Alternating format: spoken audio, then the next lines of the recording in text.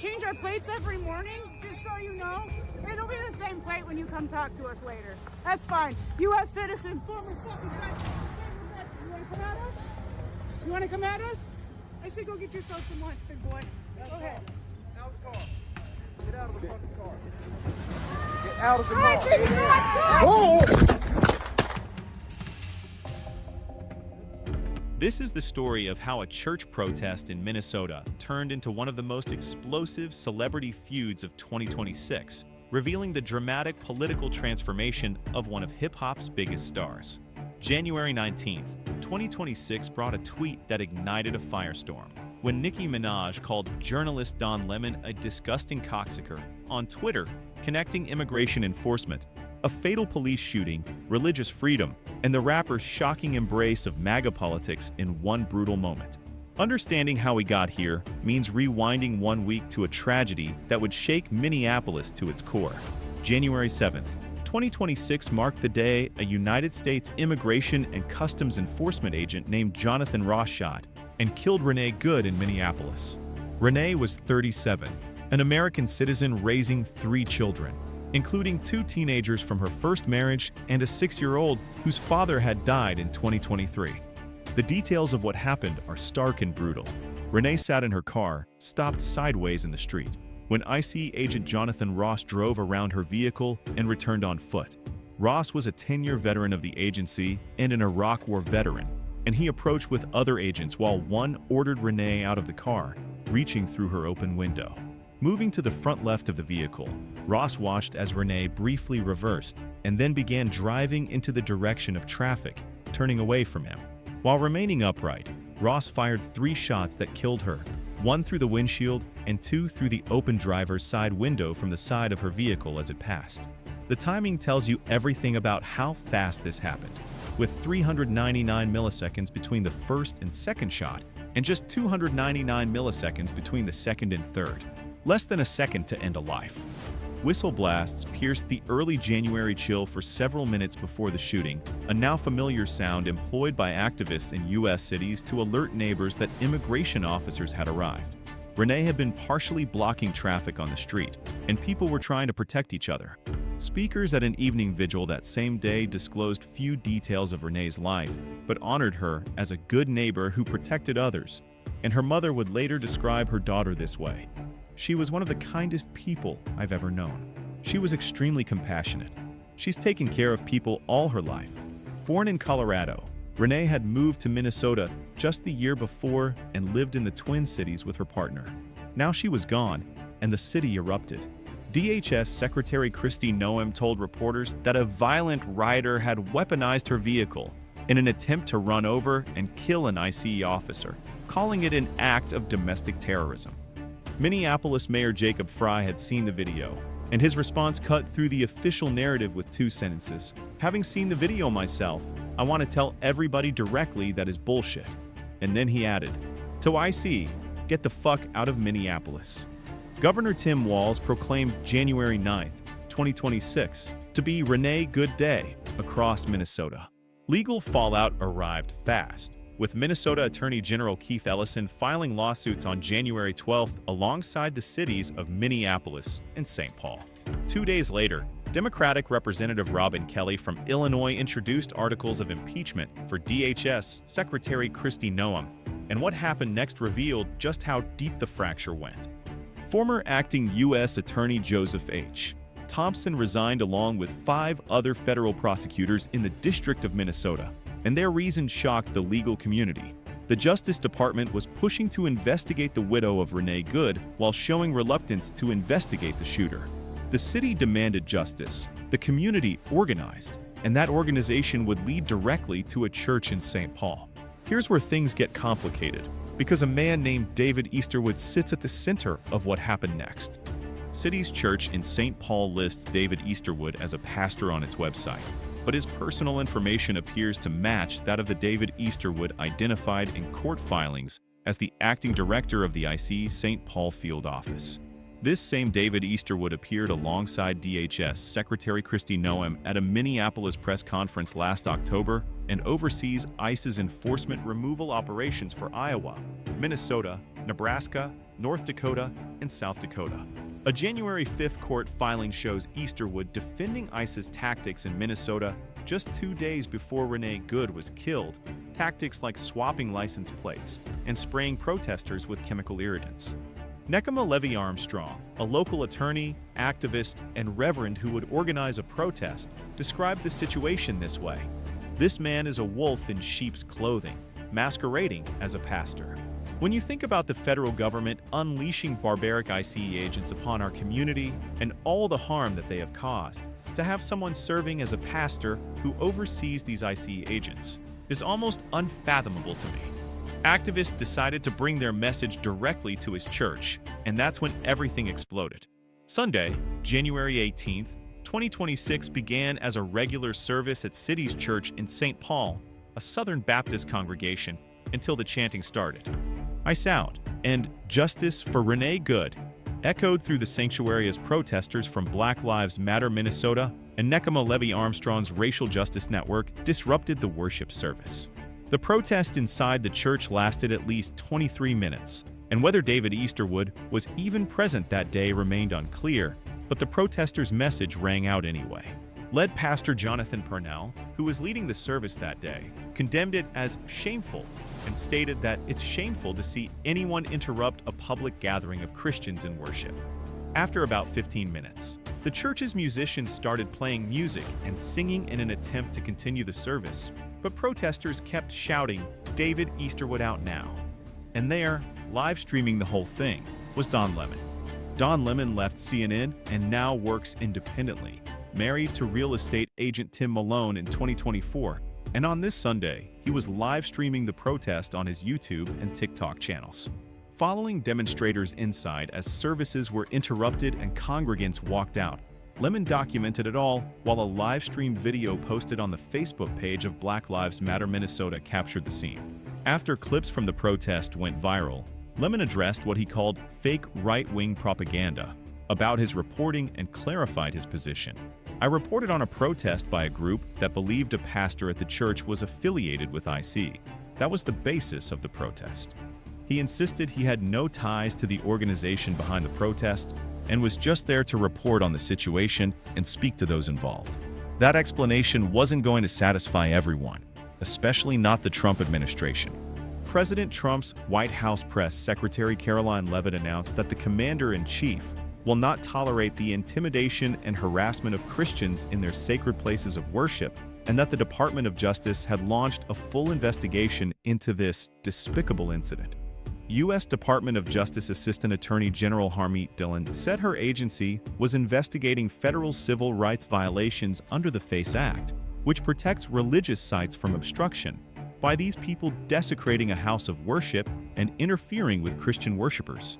Attorney General Pam Bondi added that she just spoke to the pastor in Minnesota whose church was targeted, declaring that attacks against law enforcement and the intimidation of Christians are being met with the full force of federal law.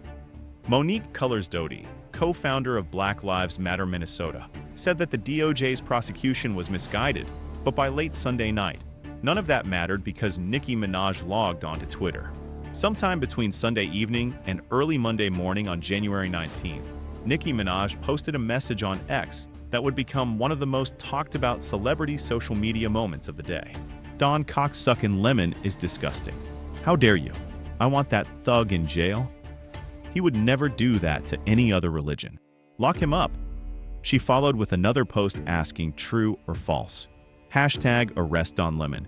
And then, just 1 minute after her primary attack, posted HNY for Happy New Year in a bizarre punctuation mark to an explosive moment. By 8:09 a.m. Pacific Time, Nicki continued her criticism by reposting a tweet attacking the journalist, and TMZ broke the story at 6:40 a.m. Pacific Standard Time with an update at 9:58 a.m. Pacific Standard Time. The headline made clear that Nicki Minaj had directed a homophobic slur at journalist Don Lemon, who is openly gay. Don Lemon's response cut deep when he told TMZ, "I'm not surprised Nicki Minaj does not understand journalism and is weighing in on matters that are above her capacity." However, the more appropriate image for her post is a pick-me doll, referring to someone who overcompensates and needs validation. Critics pointed out that Minaj's remarks risked alienating parts of her audience, particularly within the LGBTQ+ community, which has historically been a significant segment of her fanbase, and the exchange reignited scrutiny of her recent political posture. Supporters defended her right to challenge media coverage she perceived as unfair, but understanding why this moment felt so shocking to so many people requires knowing about Nicki Minaj's political transformation. Nicki Minaj, born Annika Tanya Marriage in Trinidad and Tobago, is now 43 years old and moved to the United States when she was 5 as an undocumented immigrant. A 2024 livestream revealed that she still wasn't a U.S. citizen and holds a green card, a permanent resident card that allows non-U.S. citizens to live and work in the country. Her 2018 Instagram post captured a very different perspective. "I came to this country as an illegal immigrant at 5 years old. I can't imagine the horror of being in a strange place and having my parents stripped away from me at the age of 5. Going back to 2016, she criticized Trump's stance on mass deportation by rapping, "Donald Trump want me go home," on her track Black Barbies. And as early as 2010, she had condemned Trump as a negative example of double standards. So what happened between then and now? December 21st, 2025 brought Nicki Minaj to Turning Point USA's America Fest in Phoenix, where she appeared alongside Erica Kirk, a conservative activist and widow of late far-right media personality Charlie Kirk. Standing before the crowd, she praised the 79-year-old Donald Trump with these words, "I have the utmost respect and admiration for our president." Her America Fest comments also included, "Boys, be boys. There's nothing wrong with being a boy," and she's been vocal about her support of Trump and MAGA during the president's second term in office. The transformation from the rapper who criticized deportations to the one calling for a journalist's arrest was complete, and a lot of people were not happy about it. Several Change.org petitions to deport Nicki Minaj to her native Trinidad and Tobago have amassed more than 120,000 signatures combined, representing a backlash that's been building for months. The first major petition launched on July 9, 2025, and now carries over 83,000 signatures, listing Minaj's harassment of the Carters as one of the inciting issues since she had been incessantly lambasting Sean Jay-Z Carter on X at that time. A 16-year-old in Chicago named Tristan Hamilton created a more recent petition on December 27, 2025, which now has over 41,000 signatures and specifically addresses how Minaj has left her LGBTQ fans feeling deeply betrayed by pointing to her America Fest comments. The petition states that deporting Nicki Minaj back to Trinidad would serve as a reminder that public figures need to be accountable for their words and the broader impact they have on diverse communities. Here's the thing, though, legally, it can't happen. According to the ACLU, she cannot be deported for voicing an opinion because criticizing U.S. foreign policy or voicing any other opinion is protected by the First Amendment, no matter your immigration status. The backlash was severe enough that Minaj deactivated her Instagram account amid the considerable criticism, but the petitions remained active and the signatures kept climbing. Let's recap where we are right now. A U.S. citizen was shot and killed by ICE agents in Minneapolis, which led the community to organize and discover that an ICE field office director was also a pastor at a local church. Protesters brought their message to that church. A journalist live-streamed it. The Department of Justice launched an investigation, and one of the world's most famous rappers used a homophobic slur to demand that journalists be jailed while supporting an administration whose immigration policies stand in stark contrast to her own story as an undocumented immigrant. City's church did not respond to a phone call or emailed request for comment, and what consequences Minaj will face for using a homophobic slur remains unclear. The DOJ investigation into the church protest continues. The deportation petitions remain active, and none of this is over. What we're witnessing is the collision of multiple American conflicts all happening at once. Immigration enforcement versus community protection, religious freedom versus the right to protest, journalistic independence versus political activism, and the transformation of a public figure whose own immigrant story seems increasingly disconnected from the politics she now champions. Nicki Minaj is married to Kenneth Petty, a registered sex offender, and they've been together for 6 years, but she built her career on being unapologetically herself, on pushing boundaries, on representing for the girls who felt unseen. Her fanbase included massive LGBTQ support, the very community she's now alienating with slurs and MAGA rhetoric. The Don Lemon incident isn't happening in a vacuum, but represents the culmination of months of political transformation, community trauma, and national division over immigration, law enforcement, and who gets to decide what counts as justice. 3 shots fired in less than a second started all of this. 399 milliseconds, then 299 milliseconds, and that's all it took to kill Renee Good and set off a chain reaction that led to a church protest, a federal investigation, and one of the most controversial celebrity social media moments of 2026. As of January 19th, when TMZ broke this story, all of this is still developing, with the Justice Department investigating the protesters, communities demanding accountability for Renee Good's death, and Nicki Minaj's tweets remaining up for everyone to see. Whether you think Don Lemon was reporting or participating, whether you think the church protest was legitimate activism or harassment, whether you think Renee Good's shooting was justified or murder, whether you think Minaj's political shift is authentic or performative, none of those debates change the basic facts. A woman is dead, a community is grieving and organizing, a journalist documented a protest, and a rapper with her own immigration story called for his arrest using a homophobic slur while supporting the very administration whose policies she once criticized. That's where we are in January 2026, and the story isn't over. Let's recap where we are right now. A U.S. citizen was shot and killed by ICE agents in Minneapolis, which led the community to organize and discover that an ICE field office director was also a pastor at a local church. Protesters brought their message to that church. A journalist live-streamed it. The Department of Justice launched an investigation. And one of the world's most famous rappers used a homophobic slur to demand that journalists be jailed while supporting an administration whose immigration policies stand in stark contrast to her own story as an undocumented immigrant. City's church did not respond to a phone call or emailed request for comment. And what consequences Minaj will face for using a homophobic slur remains unclear. The DOJ investigation into the church protest continues. The deportation petitions remain active, and none of this is over. What we're witnessing is the collision of multiple American conflicts all happening at once. Immigration enforcement versus community protection, religious freedom versus the right to protest, journalistic independence versus political activism, and the transformation of a public figure whose own immigrant story seems increasingly disconnected from the politics she now champions.